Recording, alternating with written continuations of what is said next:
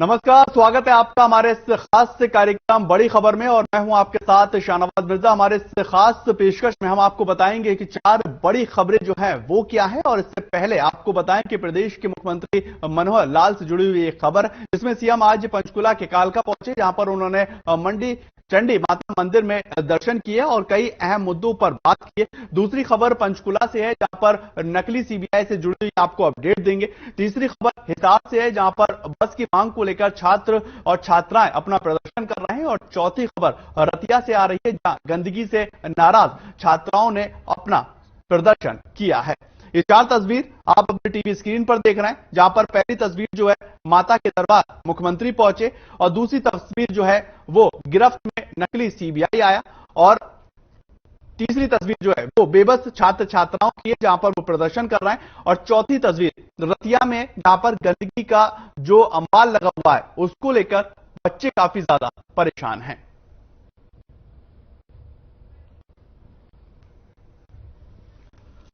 माता के दरबार मुख्यमंत्री पहुंचे हैं और गिरफ्त में नकली सीबीआई के 2 जो फ्रॉड करने वाले लोग हैं वो पुलिस के हत्थे चढ़े हैं। और छात्र छात्रा जो प्रदर्शन, असल वो इस बात को लेकर है का रूट है, स्कूल का जो उनका रूट है उसको लेकर कोई भी बस हरियाणा गवर्नमेंट की तरफ से नहीं चलाई जा रही, जिससे इनको घर से स्कूल जाने में काफी दिक्कतें हो रही हैं। और चौथी तस्वीर आप देखिए और खुद ही अंदाजा लगाइए, ये रतिया की है, जहां पर गंदगी का अंबार इस तरह से एक बड़े पैमाने पर दिखाई दे रहा है, जिससे लोगों को काफी ज्यादा बीमारी के होने की आशंका बनी हुई है। और रतिया में गंदगी का स्तर जो है वो देखने को मिला है, जिससे लोगों को दिक्कतें के विरोध प्रदर्शन को लेकर जो बच्चे हैं, जो छात्र और उसी विरोध प्रदर्शन मलेरिया और जो कोरोना पीरियड गुजरा है उसको लेकर जो स्वास्थ्य विभाग है वो साफ तौर पर कह रहा है कि साफ सफाई होना बहुत जरूरी है।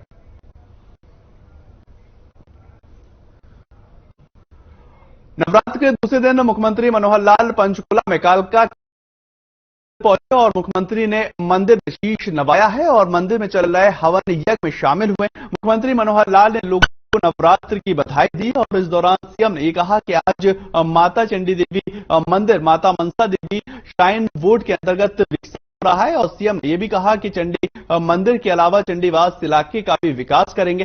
पंचकुला में इंद्रधनुष ऑडिटोरियम स्वराज्य भारत के स्वतंत्रता संग्राम के समग्र गाथा की विशेष स्क्रीनिंग हुई, जिसमें सीएम ने तमाम मंत्रियों और विधायकों के साथ देखा गया और उसके बाद राजस्व की विशेषताओं को बताया गया। और मुख्यमंत्री ने का नाम शहीद भगत सिंह के नाम पर रखने के लिए पीएम नरेंद्र मोदी धन्यवाद। किसानों को लेकर भी सीएम बोलते नजर आए। उन्होंने कहा कि फसलों की स्पेशल गिरदावरी करवाई जाएगी और फसल कटने से पहले स्पेशल गिरदावरी कर उन नियमों किसानों को मुआवजा दिया जाएगा। सीएम ने यह भी जानकारी दी है कि केंद्र सरकार को आढ़तियों का कमीशन बढ़ाने के लिए लिखा गया है। और इस दौरान सीएम ने तीसरे मोर्चे जिक्र किया और ये कहा कि तीसरा मोर्चा जो है वो विफल है, क्योंकि इस वक्त पूरे देश के अंदर जो है वो विकास का कार्य कर रहे हैं और लोग उस कार्य की सराहना कर रहे हैं। अमृत महोत्सव के इस वर्ष में देश की आजादी के इतिहास को ऐसे जो अनसंग हीरोज हैं और जो 1857 से पहले की भी जो घटनाक्रम इस देश में हुआ उनको लेकर के दूरदर्शन ने 75 एपिसोड की एक श्रृंखला ये तैयार की है, जिसके अंदर ऐसी बहुत सी घटनाएं, विदेशी आक्रांताओं ने जिस देश के ऊपर आक्रमण किया, जहां लूटमार की, और बहुत सजीव ढंग से दिखाया गया है। इन 75 एपिसोड में से 2 एपिसोड आज इस स्वराज श्रृंखला के हमने देखे हैं। माता मनसा देवी श्राइन बोर्ड में अब वो चंडी मंदिर आ चुका है, उसकी जो भी मंदिर की गतिविधियां हैं अब उसी श्राइन बोर्ड के माध्यम से चलती हैं और बहुत अच्छे सुचारू ढंग से चलने लग गई हैं। मैं तो उस पर पहली बार गया हूं, लेकिन पिछले 3 वर्षों से वहां नवरात्रों का ये जो कार्यक्रम है, माता जो पूजा है वो सारी विधिवत ढंग से होती है और वहां किसी प्रकार की कोई कमियां होंगी उसको दूर करेंगे और अच्छा यात्रियों के लिए, तीर्थयात्रियों के लिए उसको और अच्छा श्रेष्ठ बनाया जाएगा। पुरानी एक जो परंपरा है चंडी मंदिर वास्तव में वो है, इससे भी एक प्राचीन मंदिर चंडीवास मंदिर बहुत इंटीरियर में जाकर के गांव में है। हमने जिसकी भी चर्चा की है तो वास्तव में ये जिसके नाम पर चंडीगढ़ शहर बसाया गया है, ये चंडी का एरिया है अपनी क्षेत्र में है, इसकी मान्यता, इसको विस्तृत। प्रधानमंत्री जी का धन्यवाद करता हूं कि यहाँ का जो एयरपोर्ट है उसका नाम शहीद भगत सिंह जी के नाम पर रखने का फैसला हो गया है, जिसकी आप मन की बात में जिसकी उन्होंने घोषणा भी की है। विधिवत अब कल उनका जयंती का दिन है शहीद भगत सिंह जी का, तो इस दिन विधिवत उसका नाम शहीद भगत सिंह हो जाएगा। मैं इस अवसर पर प्रधानमंत्री जी का हरियाणा की जनता की ओर से बहुत बहुत आभार व्यक्त करता हूं। ये इस जो कोई करते हैं, जो निराश होते हैं, ऐसे सब पार्टियां मिलकर के कब से तीसरे मोर्चे की बात करती हैं, दूसरा नहीं आता। अब तो देश के ऊपर प्रधानमंत्री नरेंद्र मोदी जी के नेतृत्व में भारतीय जनता पार्टी की स्थायी रूप से लंबे समय तक सरकार चलेगी। सब लोग हैं, जनता भी सारी चीजों को समझ, फोर्स सेकंड फोर्स पर कहीं ध्यान नहीं देने वाली निश्चित रूप से, क्योंकि उन्होंने समाप्त की है। मैं उनका आभारी हूं कि उन्होंने किसान के हित में भी और अपने हित में भी प्रदेश में भी एक ठीक वातावरण बना रहे। उनकी जितनी बातें थी उसमें से कुछ बातें हमने मान ली हैं, कुछ बातें हमारे हाथ में नहीं है, वो केंद्र सरकार के हाथ में। हमने पत्र भी लिखा है और उस पत्र के माध्यम से कहा है कि इनकी जो कमीशन है, आड़त है, उसमें एनुअल कुछ इंक्रीज देने का अगर सरकार बनाती है तो वो ठीक रहेगा। ऐसा हमने पत्र लिखा, उसको बता भी दिया। किसानों की चिंता के साथ उनके साथ खड़े हैं और जो स्पेशल गिरदावरी है उसके आदेश हो चुके हैं। जहां जहां नुकसान हुआ है अगले 2-3 दिनों में उनकी सब गिरदावरी हो जाएगी और हुआ है निर्धारित समय में उनको मुआवजा मिल जाए, बहुत इंतजार में। इसी खबर को लेकर बाबा जो है वो हमारे साथ जुड़ चुके हैं। सुरजीत जी, अगर बात की जाए सीएम मनोहर लाल को लेकर, तीसरे फ्रंट को लेकर बातचीत करते हुए नजर आए और सॉफ्ट आरतियों को लेकर भी बातचीत करते नजर आए, कुछ जानकारी। देखिए शहनवाज, बिल्कुल आप प्रदेश के मुख्यमंत्री मनोहर लाल ने ये कह दिया कि तीसरा दूसरा मोर्चा कोई है नहीं, केवल प्रधानमंत्री नरेंद्र मोदी के नेतृत्व में देश में एक स्थायी सरकार है। और साथ ही अगर बात की जाए आड़तियों, ने कहा कि केंद्र सरकार कमीशन बढ़ाने के लिए एक पत्र भी लिखा जा चुका है और इस संदर्भ में वो बहुत जल्द जो है वो देश के प्रधानमंत्री पत्र उन्होंने कहा मैंने लिख दिया को लेकर के फसल कटने से भी पहले स्पेशल उन्होंने कहा कि बारिश से जो फसल खराब हुई है उसकी स्पेशल गिरदावरी की जाएगी जिससे किसानों को मुआवजा दिया जा सके। शहनवाज, आज प्रदेश के मुख्यमंत्री जो कि आज स्वराज जो के द्वारा आज पंचकूला में कार्यक्रम रखा गया था स्वराज नामक, वहां पर उन्होंने शिरकत की और साथ ही कालका में चंडी देवी माता मंदिर में भी उन्होंने माथा टेका।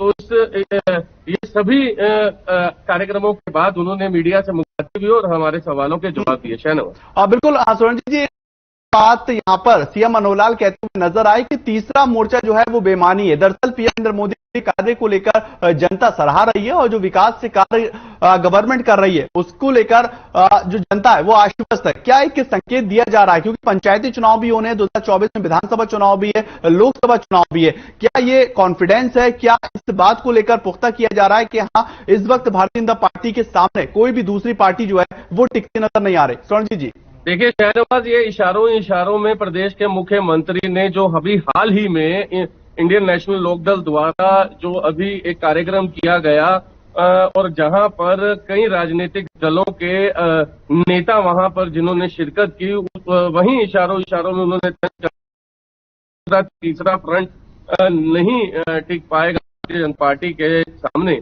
और आने वाला समय जो है वो भी देश के प्रधानमंत्री नरेंद्र मोदी इसमें और प्रदेश में भी भारतीय जनता पार्टी सरकार से कार्य लोग बहुत खुश हैं और यही कारण है कि इस समय एक बार पार्टी की सरकार प्रदेश में बनेगी। हाँ बिल्कुल सुरंजीत जी, आप हमारे साथ बने रहिए। भारतीय जनता पार्टी की सरकार दोबारा ही बनेगी। सीएम मनोहर लाल और इस बात को लेकर भी पुख्ता करते हुए नजर आया कि जो विकास का कार्य केंद्र और सेंटर में हो रहा है और राज्य में किया जा रहा है उससे जनता काफी ज्यादा खुश है। आगे बढ़ेंगे, पंचकुला की बात करेंगे, जहां पर सेक्टर 2 से आ रही खबर, सीबीआई के नकली अफसर बनकर 2 युवक एक कोठी के अंदर घुसते नजर आए। घटना सोमवार सुबह 11 बजे की है और दोनों मकान मालिक को धमकाते हुए रकम वसूलने की कोशिश की। शक होने पर पुलिस को इसकी सूचना दी गई और इसके बाद एक युवक वहां से फरार हो गया, जबकि उसका साथी और दूसरा युवक जो है वो पुलिस के हत्थे चढ़ गया और मामले की आगे पुलिस से जांच पड़ताल कर रही है। इसी खबर को लेकर सुरजीत जी हमारे साथ लगातार जुड़े हुए हैं, उनसे आगे की जानकारी अपडेट लेंगे। स्वर्णजीत जी, नकली सीबीआई अफसर बनने का ये जो ड्रामा चला है, दरअसल ये फिल्मों में देखा जाता है कि नकली रेड पड़ गई, नकली सीबीआई अफसर बन गया, नकली इनकम टैक्स ऑफिसर बन गए। क्या उसी से प्रेरित होकर इस घटना को अंजाम दे रहे थे? ये तो नहीं कहा जा सकता कि किस फिल्म से प्रेरित होकर के इस घटना को अंजाम दिया। हाँ। लेकिन ये माजरा जो है सेक्टर 2 पंचकूला का सुबह लगभग 11 बजे दो शख्स जो है कोठी की डोरबेल बजाते हैं और उनके साथ देखिए एक बहुत गौर करने वाली बात और बहुत महत्वपूर्ण बात है, उनके साथ एक कर्मी होता है और जब कोठी का मालिक बाहर निकलता है, जिसका नाम बबन बताया जा रहा है, वो जब बाहर निकलता है तो अपने आप को एक शख्स जिसका नाम दानिश इकबाल बताया गया है, दानिश अपने आप को कमिश्नर सीबीआई कहकर के अपने आप को रिप्रेजेंट करता है और जब वो दरवाजा खुलता है तो तब वो पुलिसकर्मी को कहता है कि अब आगे की कार्रवाई हम अपने आप कर लेंगे, आप जा सकते हैं। तो पुलिस की वर्दी में जो वहां पर एक शख्स उनके साथ आया था वो वापिस चला जाता है और उसके बाद जब सीबीआई का नाम लेते हैं तो बबन नामक जो व्यक्ति कोठी का मालिक है वो भी घबरा जाता है और वो एकदम से कोठी का जो गेट है वो खोल देता है और वो भीतर जो है वो चले जाते हैं। पहले उनके बयान लिए जाते हैं और देखिए कहीं ना कहीं ये तार जरूर जुड़ते हैं, क्योंकि बबन जो है इस कोठी का जो केस है ये हाईकोर्ट में चल रहा था, 4 हिस्सेदारों को लेकर ये केस चल रहा था। अब क्या उसे लेकर के इस कड़ी को कोई घर का जिसने इनको पहले ही बता दिया घर में कोई कोर्ट केस इनका कैसा एक्टिंग करते हैं, कैसा नाट्य रूप करते हैं कि दोस्त जो है उनके जो बयान है वो एक कागज पर नोट करना शुरू कर देते हैं। लेकिन बबन की जो पुत्री है वो क्यों कर रही है लॉ को और उन्हें शक होता है, क्योंकि लगातार जब वो अपने बयान लिखवा रहे थे तो वो जो शख्स दानिश और उसका जो एक साथी था वो दोनों जो है वो पैसे की डिमांड करना शुरू कर देते हैं, पैसे कर देते हैं, जिससे उनको शक हुआ। जो मकान मालिक है हुआ तो उनकी बेटी ने आकर के कॉल किया और पुलिस के बारे में जब उन्हें पता चलता है तो एक उसके अपराधी था या यूं कहें उसके साथ जो होता है। हाँ। दानिश इकबाल को जो बबन जो है वो काबू कर लेता है और अब वो बहुत बड़ा माजरा शहनवाज देखिए अपने आप को कमिश्नर बताना और जिस प्रकार से उन्होंने और सेक्टर 2 एक पॉश इलाका है पंचकूला का, तो कोई भी बड़ी वारदात हो सकती थी, कोई भी लूट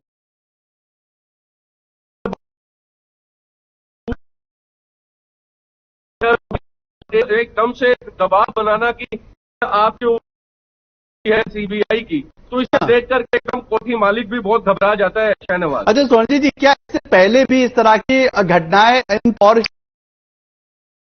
जो फर्जी सीबीआई के ऑफिसर बनकर रेड मारते हो, फर्जी इनकम टैक्स ऑफिसर बनकर रेड मारते हो, यह एक पहला मामला है अपवाद के तौर पर देखा जा सकता है?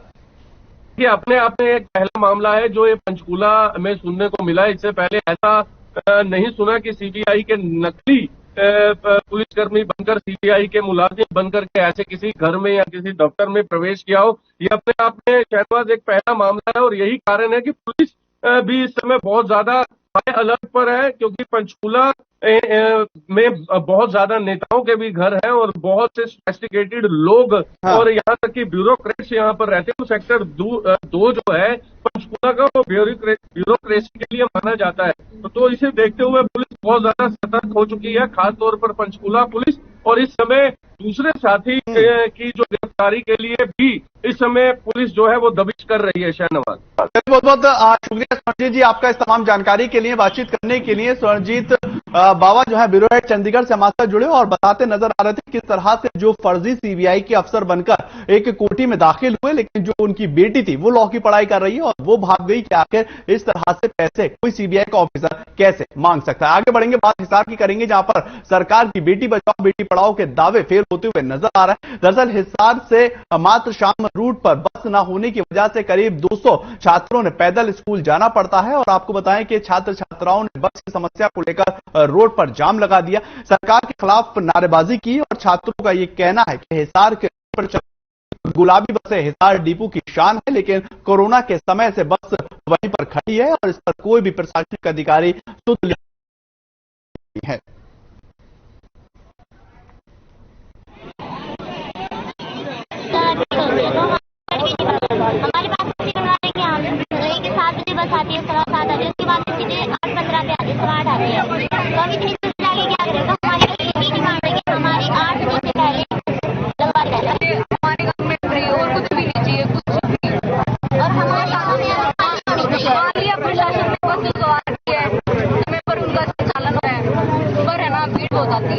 बादरा से आओ चाहे मोटसरा मैलसरा कहाँ से भी आओ, भीड़ आती है। हिसार की आप तस्वीरें देख रहे हैं जहां पर छात्र छात्राओं का गुस्सा दरअसल इस बात को लेकर फूटता हुआ नजर आ रहा है कि जो जाम की समस्या है और जो एक जगह से दूसरी जगह जाने की जो दिक्कत हो रही है, स्कूल से घर, घर से स्कूल, उससे काफी ज्यादा परेशानियों का सामना करना पड़ रहा है। इसको लेकर हिसार में छात्र छात्राएं प्रदर्शन करते हुए नजर आए और उन्होंने साफ तौर पर कहा कि कोरोना काल के वक्त से लेकर अब तक जो गुलाबी रंग की बस है वो हरियाणा की शान हुआ करती है, लेकिन वो 10 की तस से खड़ी हुई है। कोई भी उसको लेकर सुनवाई करता हुआ नजर नहीं आ रहा। प्रशासनिक अधिकारियों को लेकर भी छात्र छात्राओं का गुस्सा देखने को मिला। उन्होंने साफ तौर पर कहा कि बस को सुचारू रूप से चालू किया जाए ताकि आने जाने की जो दिक्कत है वो दूर होती हुई नजर आए। और तस्वीरों में आप देख सकते हैं रोड को जाम किया और अपनी बात गवर्नमेंट तक, अपनी बात प्रशासनिक अधिकारियों तक पहुंचाने का छात्र छात्रा प्रयास करते हुए नजर आए ताकि जो उनकी उलझन है, जो उनकी समस्या है वो दूर होती हुई नजर आए। और हिसार में कहीं ना कहीं जो एक बड़े पैमाने पर छात्र छात्राएं एक जगह से दूसरी जगह जाते हैं, उसको लेकर जो दूरी है वो दरअसल कम होती हुई नजर आए और उनका टाइम जो है वो बचता हुआ नजर आए। हिसार से अनूप कुंडू जो है वो हमारे साथ जुड़ चुके हैं इसी खबर को लेकर। अनूप, क्या कुछ जानकारी मिल पा रही है? क्योंकि छात्र छात्राओं को साफ तौर पर कहना है कोरोना काल से लेकर अब तक जो पीरियड चला है उसमें पहले तो बस चलती थी, लेकिन अब दिक्कत ज्यादा हो रही है। अनूप। हाँ बिल्कुल, देखिए शहनवाज, जिस प्रकार ने जाम लगाया और बसों की मांग बेटी पढ़ाओ के दावे सरकार कर रही है वो कहीं कहीं खोखले नजर आ रहे हैं। इसकी वजह ये है कि कोरोना काल के समय में जो बसें, गुलाबी बसें जो खास करके छात्राओं के लिए मंगवाई गई थी, वो आज तक भी डिपो में खड़ी हैं और 1 साल से लगभग समय हो चुका है कोरोना को होते हुए। उसके बावजूद भी उन बसों को आज तक रूट पे नहीं चलाया गया है, जिसकी वजह से छात्राओं को काफी परेशानियों का सामना करना पड़ता है। इसके साथ साथ सबसे बड़ी बात यह है कि जो निजी बसें हैं जिनको परमिट देकर सड़कों पर दौड़ाया जा रहा है, उनमें जो छात्र है, छात्राएं हैं, उनको बैठाया नहीं जाता। उनके जो है पास जो है उनको अलाउ नहीं किया जाता और उनके रूट जो है वो अच्छे रूट दिए हुए हैं, लंबे रूट उनको दिए हुए हैं, जबकि लोकल बसें हैं जो सिर्फ सरकारी बसें जाती हैं।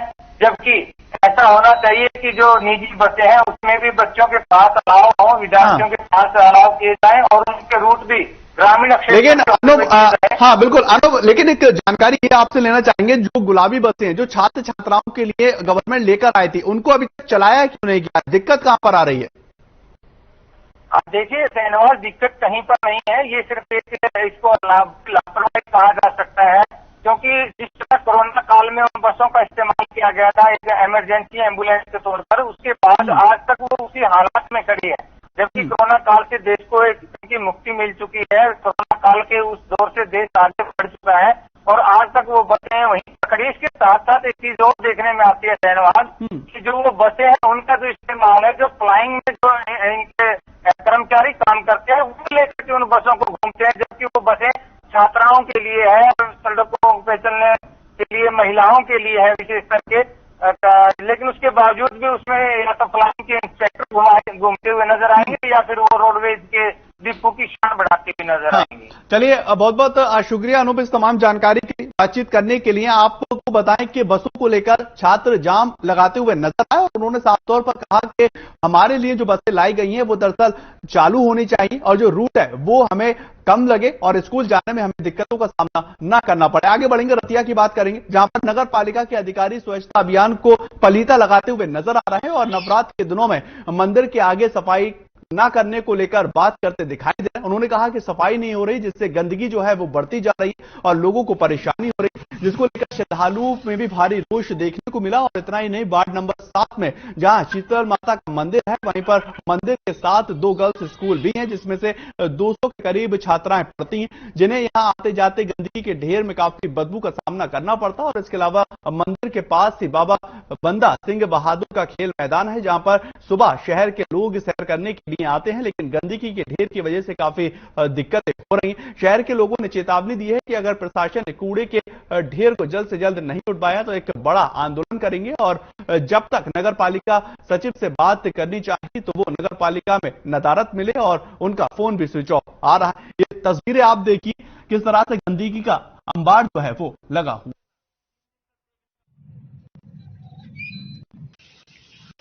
ये बहुत समय से जी जहाँ पर तीन मंदिर हैं जी। एक तो अपना माता शीतला का मंदिर है जी, दूसरा विद्या का मंदिर है जी, तीसरा श्री गुरुद्वारा साहब की जगह है जहाँ पर लोग मत्था टेकने आते हैं सुबह, परंतु जहाँ पर उनको गंदगी मत्थे लगती है जी। जब हमारे यहाँ कावड़ लेने के लिए गए थे जी, तब बताया था कि वहाँ की सरकार वर्षा की गई तो नवरात्र पवित्र दर्शन करने के लिए आते हैं, जहाँ को बड़ा बुरा हाल होता है जी। पहले गंदगी की दुर्गंध जहाँ आती है और जहाँ पर गंदगी होती है, जब हम रास्ते में आते हैं तो होती है आने में भी, और यहाँ पे गंदगी बहुत ज्यादा है। इस गंदगी को हटाया जाएगा। मेरा नाम पवनदीप है और जब भी हम यहाँ पे स्कूल में आते हैं, आने जाने में इतनी दिक्कत होती है, इतनी बदबू आती है। जो जानवर होते हैं ना, वो जो होते हैं वो आते हैं, और जैसे ही हम वहां से आते क्रॉस करते हैं तो ऐसा डर रहता है कि वो हमें कहीं चोट ही ना पहुंचा दे। बहुत ज्यादा गंदगी होती है। इसी खबर को लेकर अशोक ग्रोवर जो है वो हमारे साथ जुड़ चुके हैं। अशोक, क्या कुछ जानकारी मिल रही है? गंदगी का तस्वीरों में तो बहुत ज्यादा भयंकर नजर आ रहा है, प्रशासनिक अधिकारियों का क्या कहना है? मैं आपको बता दूं कि देश के प्रधानमंत्री एक तरफ जहां झाड़ू उठाकर पूरे देश को स्वच्छता का नारा दे रहे हैं, संदेश दे रहे हैं, वहीं प्रदेश सरकार भी सफाई व्यवस्था को लेकर स्वच्छ पखवाड़े भी चला रही है। मगर रतिया नगर पालिका सरकार के इन दावों की शर्म धज्जियां उड़ाई जा रही हैं। एक तरफ जहां कोरोना काल के दौरान मैं आपको बता दूं कि सफाई अभियान जरूरी था, उस टाइम भी लापरवाही बरती गई थी। अब नवरात्रे हैं, नवरात्रों के दौरान स्कूल के गेट के आगे और जहाँ पे शीतला मंदिर है वहां पर कूड़े के ढेर लगे हुए हैं और लोगों को भारी दिक्कतों का सामना करना पड़ रहा है। हालांकि छात्राओं का कहना है कि उन्हें आने जाने में दिक्कत पैदा हो रही और उन्हें भी अब डर सता रहा है कि बीमारियां ना फैल जाए, क्योंकि डेंगू की बीमारी इन दिनों काफी फैली हुई है। वहीं जो श्रद्धालु है उनमें भी भारी रोष है। उनका कहना है कि एक तरफ यूपी सरकार जो यहाँ से कांवड़ लेने गए थे उन पे पुष्प वर्षा कर रही थी, मगर हरियाणा सरकार में ये देखो कितनी बुरी दशा हो रही है। मंदिर के आगे कूड़े के ढेर है जिसे उठाया नहीं जा रहा। पिछले एक सप्ताह से कूड़े के ढेर यहाँ लगे हुए हैं। हालांकि नगर पालिका सचिव है वो ज्यादातर नाराज रहते हैं दफ्तर में, और उसको लेकर आज भी हम नगर पालिका में गए थे, जहाँ से वह नाराज मिले और फोन पे भी उनका स्विच ऑफ आया।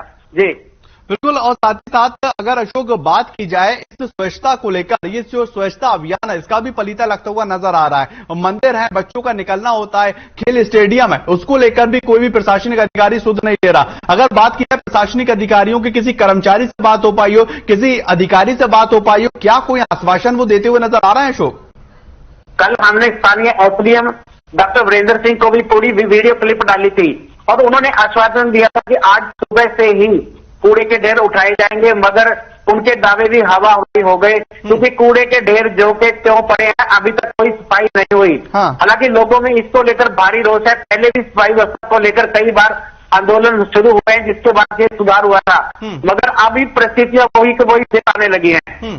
बिल्कुल अशोक, अगर लोगों से आपकी बात हो पाई हो, उनका क्या कुछ कहना है? कब से वो इस परेशानी से जूझते हुए नजर आ रहे हैं? देखिए, कूड़े के ढेर काफी दिन तक यहाँ पे लगे रहते हैं। कभी इतवार को तो कोई उठाने वाला भी नहीं आता, उसके बाद 2-2 4-4 दिन और निकल जाते हैं। शुक्रवार से ये कूड़े के ढेर यहाँ जो के तो पड़े हुए हैं, मगर कोई उठाने नहीं आया।